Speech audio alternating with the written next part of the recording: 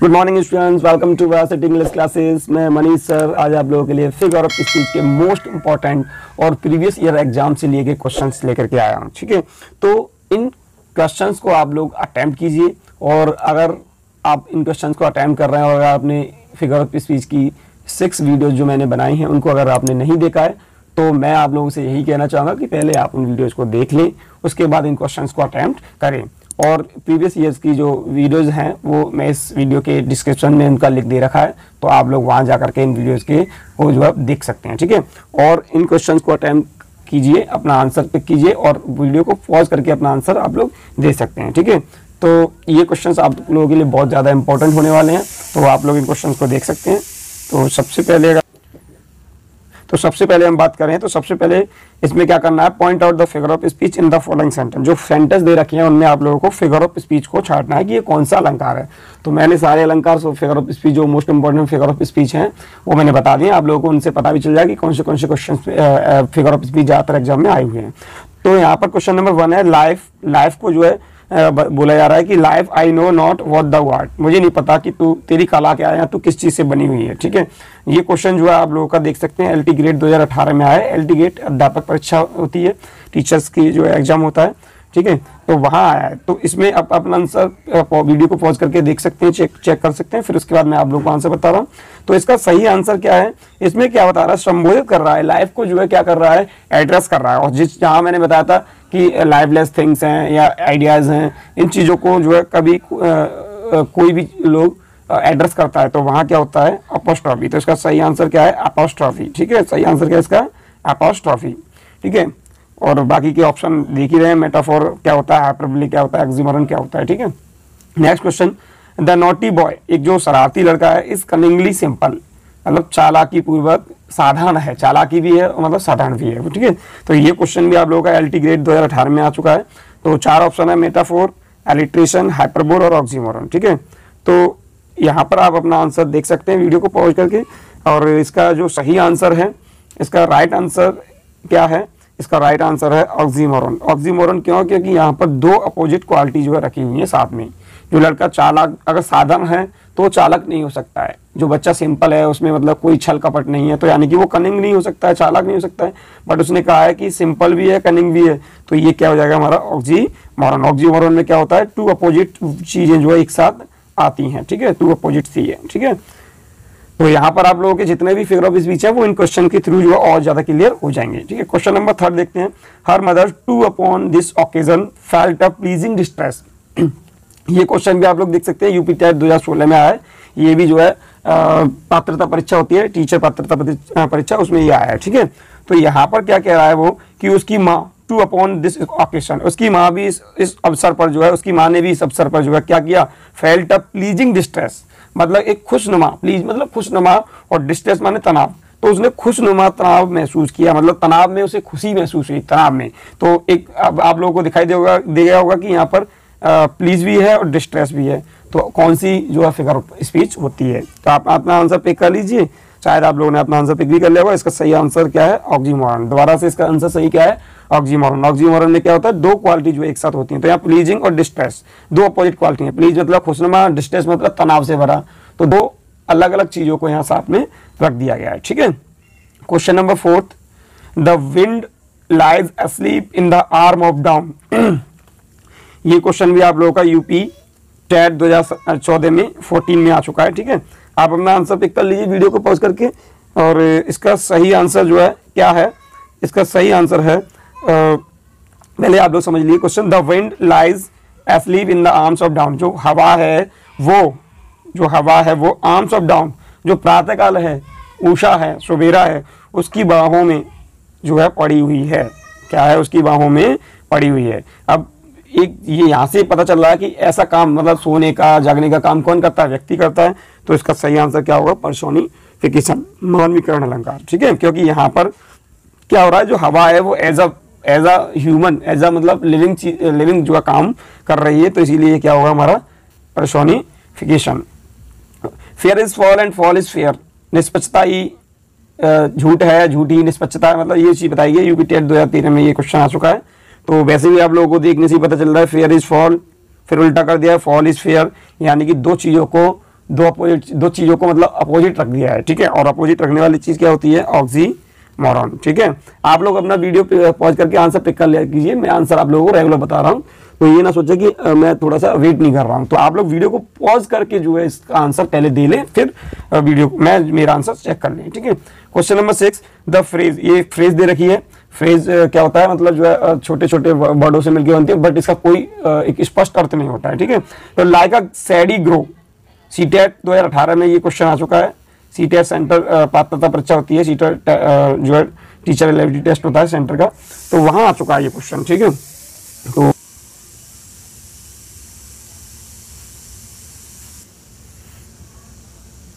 ठीक है, तो यहाँ देख सकते हैं लाइक अ शैडी ग्रो। अब मैंने आप लोगों को देखते ही पता चल गया होगा ये कौन सा अलंकार है। तो इसमें क्या है? ये फिगर ऑफ स्पीच है सिमली। सिमली में क्या होता है? लाइक वर्ड दे रखा होता है, लाइक, एज, ठीक है, और सो, ये 3 वर्ड दे रखी होती हैं।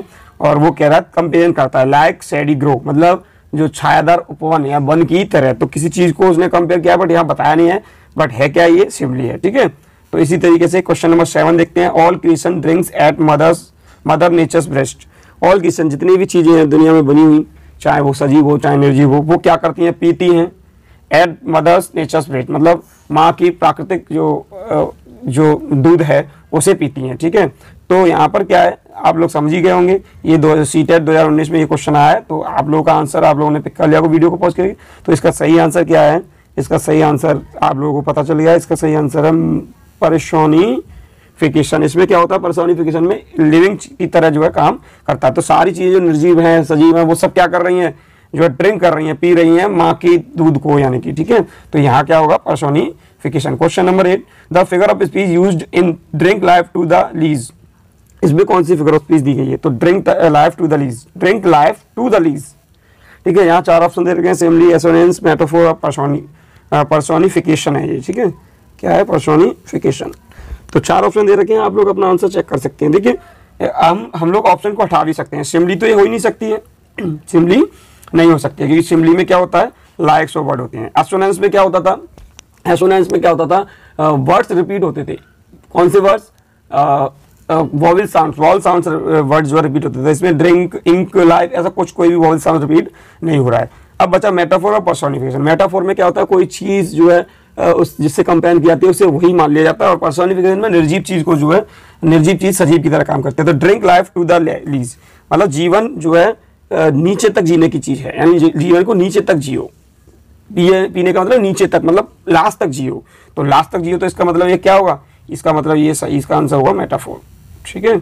इसका सही आंसर क्या होगा? मेटाफोर।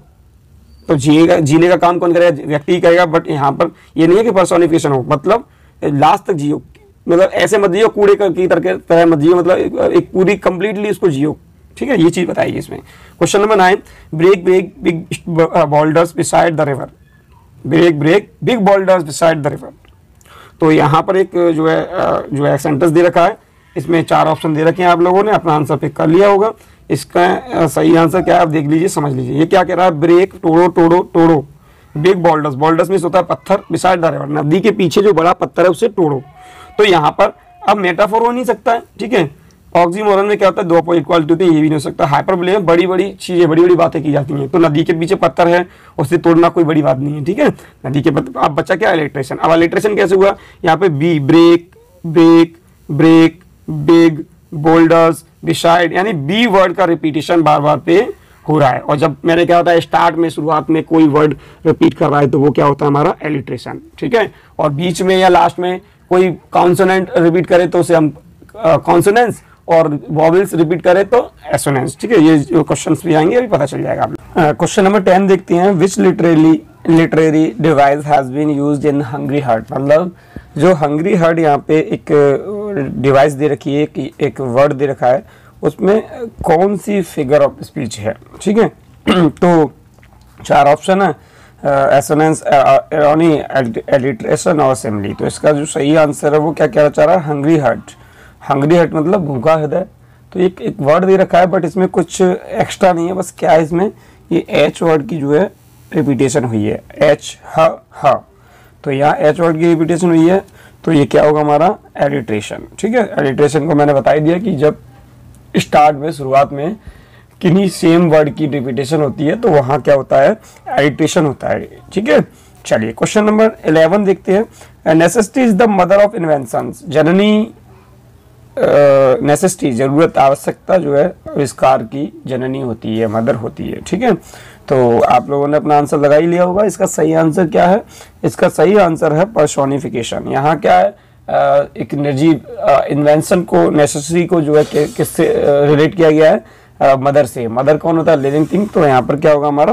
पर्सोनिफिकेशन होगा। ठीक है, तो क्वेश्चन नंबर 12 देख लेते हैं। क्वेश्चन नंबर 12 क्या कह रहा है? When the poet says that A is B he employs. आप लोग अपना आंसर पिक कर लीजिए वीडियो को पॉज करके। तो अब क्या कहना चाह रहा है? जब कवि कहता है कि ए ही वी है, ही एम्प्लॉयज, तो उसका मतलब ये क्या कहना चाह रहा है? तो इसका ये किस चीज को बता रहा है? इसमें ये सही वर्ड है इसका। क्वेश्चन नंबर 12 का आंसर है हमारा सी, कि उसने ए को बी मान लिया है। ए को क्या मतलब? B. A is B. A क्या है? ए ही बी है। A is like a B, like B की तरह नहीं है, ए इज बी। तो जब किसी चीज को हम दो चीजों में जब कंपेरिजन होती है और उस एक चीज को दूसरी चीज को एक चीज मतलब पहली चीज है उसे दूसरी चीज मान लिया जाता है, तो वहां हमारा मेटाफोर होता है। ठीक है, अगर मैं इसमें लाइक कर देता कि A is like B, A like B की तरह, तो यहाँ क्या हो जाता? फिर सिमिली हो जाता है। ठीक है, question number 13, how happy he is है, how happy he is here. तो आप लोग अपना आंसर पिक कर लीजिए। मेरा आंसर क्या है इसमें? पहले आप लोगों को बता दूं कि how happy he is here, वह यहाँ कितना खुश है। तो इसमें कुछ ऐसी क्या चीज दिख रही है जो आप लोगों को लगे कि ये इस फिगर ऑफ स्पीच से हो सकता है? तो सिमिली तो हो ही नहीं सकता है। ठीक है, एंटीथेसिस भी नहीं है यहाँ पे, एलिट्रेशन हो सकता है, या मेटाफोर भी नहीं है। अब देखिए एच वर्ड की यहाँ पे बार बार पे क्या हो रही है? रिपीटेशन हो रही है, और स्टार्ट में यह है। तो जब स्टार्ट में कोई वर्ड बार बार रिपीट करता है तो उसे हम क्या कहते हैं? एलिट्रेशन बोलते हैं। उसको क्या कहते हैं? एलिट्रेशन। ठीक है, question number 14, the news you bring is dagger to my heart. जो खबरें तुम यू ब्रिंग लाते हो is dagger to my heart, मेरे दिल के लिए क्या है? वो छुरी की तरह, छुरी है मतलब। तो यहाँ पर क्या हुआ है आप लोग देख सकते हैं, और अपना आंसर जो है पिक कर लीजिए वीडियो को पॉज करके। तो इसका सही आंसर है क्या? इसका सही आंसर क्या है? तो इसका सही आंसर क्या है? इसका सही आंसर है मेरी तरफ से मेटाफोर। अब मेटाफोर कैसे? वो कह रहा द न्यूज, वो खबर जो तुम मेरे पास लाते हो, इज अ डैगर, एक डैगर है, एक छुरा है, टू माई हार्ट, मेरे हृदय के लिए। तो यहाँ पर जो है जो खबर है वो उसे क्या मान लिया गया है? छुरा मान लिया गया है। तो इसका मतलब ये क्या है? हमारा मेटाफोर। ठीक है, और छुरे की तरह होता तो सिमिली हो जाता। एलिट्रेशन में वर्ड रिपीट करता है तो एलिट्रेशन हो ही नहीं सकता है वैसे भी। और पर्सोनिफिकेशन में क्या होता है? मानवीय चीज़ों को निर्जीव चीज़ों को मानवीय मान लिया जाता है, तो वो भी नहीं है। ऑक्सीमोरन में दो अपोजिट चीज़ों को रखा जाता है। तो आप लोग ऑप्शंस को एलिमिनेट भी कर सकते हैं। ठीक है, question number 15, he is no fool. आप लोग आंसर पिक कर लीजिए, बहुत इजी क्वेश्चन है। ठीक है, he is no fool, he is no fool. तो इसमें सही क्या है? नो फूल मतलब फूल मतलब मूर्ख है, और नो मतलब नहीं। मतलब वो कह रहा है कि वो मूर्ख नहीं है। मूर्ख नहीं है तो इसका मतलब वो क्या हो गया? वो वाइज है, बुद्धिमान है। तो कहने का उसका अर्थ ये था कि वो वाइज है, बट उसने क्या किया? एक इसमें एक एक्स्ट्रा इफेक्ट डाला, ही इज नो फूल, वो मूर्ख नहीं है। यानी कि कहना वो पॉजिटिव चीज चाह रहा था, बट उसने नेगेटिव सेंस में उस पॉजिटिव बात को बताया। और जब नेगेटिव सेंस में किसी पॉजिटिव चीज को बताया जाता है तो वहां क्या होता है? लाइटोटिस। क्या होता है? लाइटोटिस होता है। मैंने बताया था लाइटोटिस में क्या होता है? एक पॉजिटिव सेंस को नेगेटिव सेंस में बताया जाता है। ठीक है, वहाँ लाइटोटिस होता है। ठीक है, पन में एक डबल मीनिंग बात की जाती है।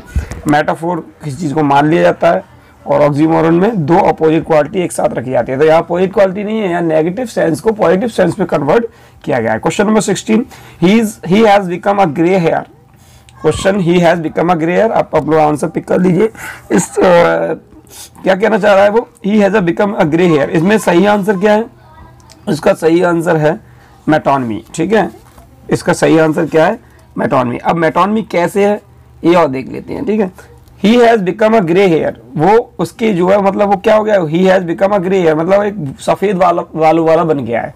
तो बिकम हेयर का मतलब क्या हो गया? यहाँ पे ग्रे हेयर का मतलब हो गया सफेद बाल, यानी कि अब वो ओल्ड पर्सन हो गया, यानी कि अब बूढ़ा हो गया। तो इसमें क्या होता है? मेटोनमी में क्या होता है कि एक शब्द को जो है दूसरे शब्द से सब्स्टिट्यूटेड किया जाता है, मतलब एक शब्द का प्रयोग, एक शब्द के लिए दूसरा शब्द यूज किया जाता है जो उससे रिलेटेड होता है। ग्रे हेयर होना, सफेद बाल होना, वो किससे रिलेटेड है? ओल्ड एज से।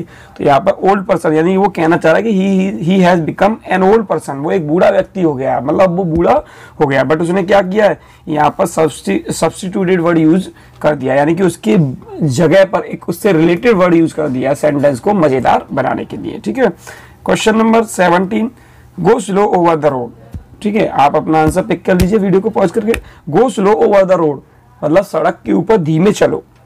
तो अब सड़क के ऊपर धीमे चलो, तो इसमें पर्सोनिफिकेशन का कोई मैटर नहीं है, मेटाफोर का कोई मैटर नहीं है। अब बचा एसोनेंस और कॉन्सोनेंस। एसोनेंस में क्या होता था, वॉवेल साउंड की आवाज रिपीट होती थी। कॉन्सोनेंस में क्या होता था, कॉन्सोनेंट साउंड की, यानी व्यंजन की आवाज रिपीट होती थी। यहाँ पर ऐसा कोई वर्ड दिख रहा है जहाँ व्यंजन की आवाज रिपीट हो, कॉन्सोनेंट की आवाज हो, जी एच कुछ नहीं दिख रहा है ना। बट यहाँ पे देखो, आप लोग देखोगे तो ओ की आवाज की साउंड मतलब रिपीट हो रही है। ओ, स्लो, ओवर, रोड, यानी हर बार ओ की साउंड रिपीट हो रही है। तो इसमें क्या हो जाएगा, इसका सही आंसर एसोनेंस। एसोनेंस में क्या होता है, वॉवेल साउंड रिपीट होती है। कॉन्सोनेंस में क्या होता है, कॉन्सोनेंट साउंड रिपीट होती है। अलिटरेशन में स्टार्ट में साउंड रिपीट होती है, चाहे वो वॉवेल्स हो चाहे कॉन्सोनेंट हो। ठीक है, question number 18, the mighty minds my master conveys. The mighty mind my master conveys मतलब जो शक्तिशाली जो दिमाग है, जो शक्तिशाली ताकत है या वो मेरे मास्टर को क्या करती है, कन्वे करती है। ठीक है, मनाती है, कन्वे करती है। ठीक है, तो इसमें इसका जो सही आंसर है, आप लोग अपना आंसर वीडियो पॉज करके पिक कर लीजिए। इसका सही आंसर है हमारा अलिटरेशन। अलिटरेशन क्यों है, क्योंकि देखो मेटाफोर वाली कोई बात नहीं हुई इसमें। ठीक है, ओनोमेटोपोइया में ध्वनि की बात होती है, हाइपरबोले में क्या होती है, बड़ा चढ़ा करके बात होती है। तो ऐसी कोई चीज़ नहीं दिख रही है कि आप लोग मेटाफोर या ओनोमेटोपोइया या हाइपरबोले लगाएं। बट इसमें एक चीज़ दिख रही है, अलिटरेशन। अलिटरेशन में क्या हुआ, माइटी, माइंड, माई, मास्टर, यानी 4 बार एम वर्ड का रिपीटेशन हुआ है। तो इसका मतलब ये क्या हो गया हमारा, एलिट्रेशन, और वो भी स्टार्ट में हुआ है। स्टार्ट में जब किसी वर्ड के स्टार्ट में कोई वर्ड रिपीट करता है तो वहां क्या होता है, एलिट्रेशन। ठीक है, question number 19, there is a friendly animosity between Ram and Shyam. यहाँ पर एंड है, एफ नहीं है, एंड है। ठीक है, तो राम और श्याम के बीच में क्या है, एनिमोसिटी है। एनिमोसिटी दुश्मनी होती है, फ्रेंडली मित्रता होती है। तो आप लोगों ने अपना आंसर पिक कर लिया होगा। इसका सही आंसर क्या है, ऑक्सीमोरन, क्योंकि यहाँ पे 2 अपोजिट चीजों को रखा गया, फ्रेंडली भी है वो और एनिमोसिटी भी है। एनिमोसिटी मतलब दुश्मनी, मतलब there is a friendship, there is a friendly animosity, मतलब मित्रता पूर्वक जो है दुश्मनी है इन दोनों के बीच में, राम और श्याम के बीच में। तो मित्रता पूर्वक दुश्मनी किस टाइप की हो सकती है, आप लोग समझ गए होंगे। ठीक है, question number 20, the tallest building is town in the library. जो सबसे बड़ी बिल्डिंग है शहर में वो लाइब्रेरी है, और it has thousands of stories. इसमें थाउजेंड्स ऑफ स्टोरी है, मतलब एक जो हजारों जो है क्या है, स्टोरीज हैं। अब यहाँ पर क्या किया गया है, यहाँ पर क्या किया गया है, देखिए अलिटरेशन वाली बात कुछ है नहीं है इसमें, क्योंकि यहाँ किसी वर्ड का रिपीटेशन हुआ है। पर्सोनिफिकेशन मानवीय चीजों को कहते हैं। अब हाइपरबोले और पन बचा। हाइपरबोले में बड़ी बड़ी बातों को किया जाता है। तो टॉलेस्ट बिल्डिंग इन टाउन, शहर में सबसे बड़ी बिल्डिंग लाइब्रेरी है। हो सकता है बात बड़ा चढ़ा करके की जा रही हो, but it has thousands of stories, और इसमें कई हजारों जो है मंजिलें हैं, स्टोरीज हैं। अब स्टोरीज के 2 वर्ड होते हैं, स्टोरी का मतलब मंजिल भी होता है और स्टोरी का मतलब कहानी भी होता है। तो यहाँ पे डबल मीनिंग की बात की गई है। सेंटेंस को ह्यूमरस इफेक्ट पैदा करने के लिए, सेंटेंस को डबल मीनिंग बनाने के लिए। तो सबसे बड़ी बिल्डिंग शहर में लाइब्रेरी है, और उसमें हजारों जो है क्या है, स्टोरी है, मंजिल है। तो यहाँ पर वो कहना चाह रहा है कि इसमें हजारों कहानियां हैं, और यहाँ पे मंजिल की भी बात कर रहा है वो। तो यहाँ पर क्या है, डबल मीनिंग बात कर दी गई है। समझ में नहीं आ रहा है मंजिल की बात कर रहा है या कहानी की। तो यहाँ पर क्या होगा, पन होगा। पन में क्या होता है, डबल मीनिंग बात होती है। ठीक है, तो इसी के साथ ये 20 क्वेश्चन आप लोगों के कंप्लीट होते हैं, और आई होप आप लोगों के ये 20 क्वेश्चन जो अच्छे से क्लियर हो गए होंगे। अगर हो सका तो इसके 20 क्वेश्चन में और इम्पोर्टेंट 20 क्वेश्चन बनाऊंगा आप लोगों के लिए, अगर आप इंटरेस्टेड हो तो। अगर आप ये रियलिटी में 20 क्वेश्चन और चाहते हैं तो आप कमेंट बॉक्स में लिख करके बोल सकते हैं कि सर और क्वेश्चन बना दीजिए। ठीक है, और अगर आपको ये वीडियो अच्छी लगी है तो प्लीज़ इस वीडियो को लाइक कीजिए, और अपने फ्रेंड्स को शेयर कीजिए। और आप इस चैनल पर पहली बार आए तो प्लीज़ इस चैनल को सब्सक्राइब कीजिए। So thank you for watching the video. Good bye to all, bye bye.